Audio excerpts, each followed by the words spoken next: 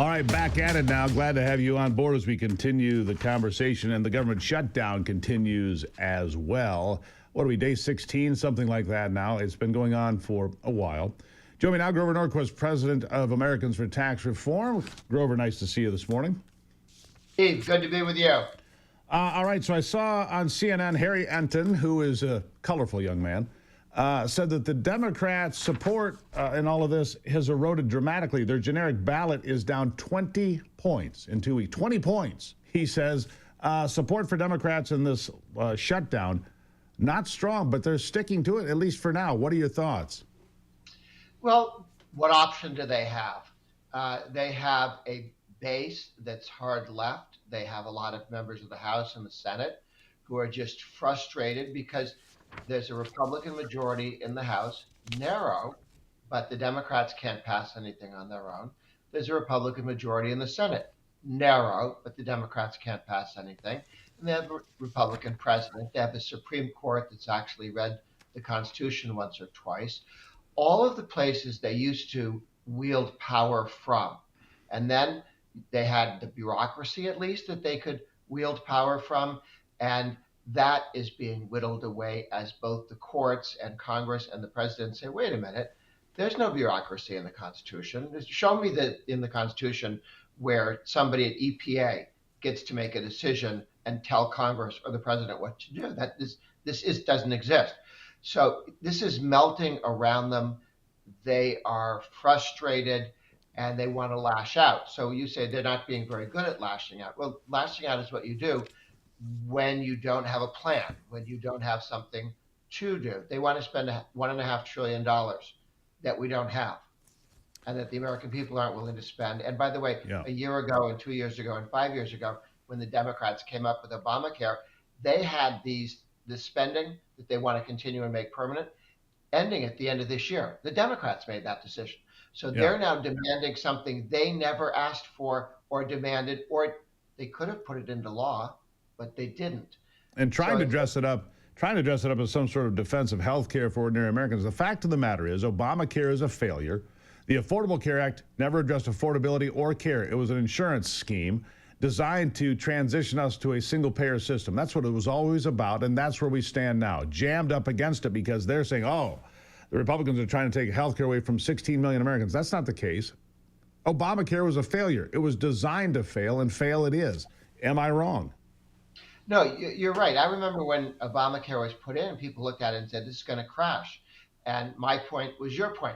It's supposed to crash because when it fails, the Democrats expected to have a majority of the House, the Senate, and the president. And they would go, oh, my goodness, you know what the problem is?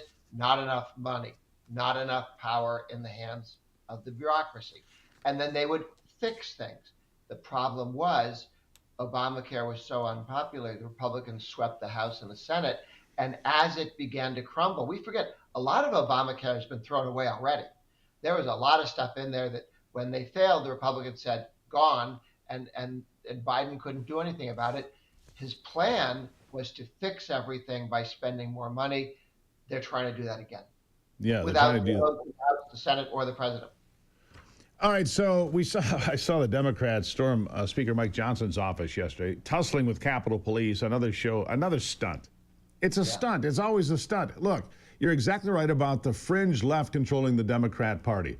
Bernie Sanders was, is, and always will be a kook. And yes, I said it. He's a kook. He's always been a kook. But now the Democrat Party seems beholden to his bizarre ideas of central planning and socialism and all this nonsense. And you see what's happening in New York. Good Lord. If New York goes down that path, I don't know if it ever comes back. These are all symptoms of a sickness on the left, and they will be a regional party. The people in the heartland aren't voting for this nonsense. Not out here where I live, I can tell you that. You want to know how regional? Schumer, leader of the Democrats in the Senate, New York City. The gentleman who's the head of the Democrats in the U.S. House, New York City. The person who's coming to take it all over, AOC, New York City. They haven't just gone into like some region of the country. They've fallen back into the city. Well, you're right. In fact, here's a little footnote for everybody. Hakeem Jeffries and Chuck Schumer, their houses where they grew up, about a mile and a half apart in Brooklyn. That's it. I mean, you're talking about regionalized. It's a mile and a half house to house, roughly. This is terrible. And AOC is the one that Chuck Schumer fears the most. He doesn't fear the American voters. He doesn't fear anything. He fears losing his job to her. That's why we're here, isn't it? Well, yes, and there are two ways he could lose his job. He could actually be defeated running in the primary to be the senator in New York. Or he could stay the senator. Maybe they just extort stuff from him, but they defeat enough of the other Democrats so that he cannot be elected leader. He could be a senator, but he wouldn't be a leader. And the difference between being a leader and a senator, you don't want to go back to being a senator again.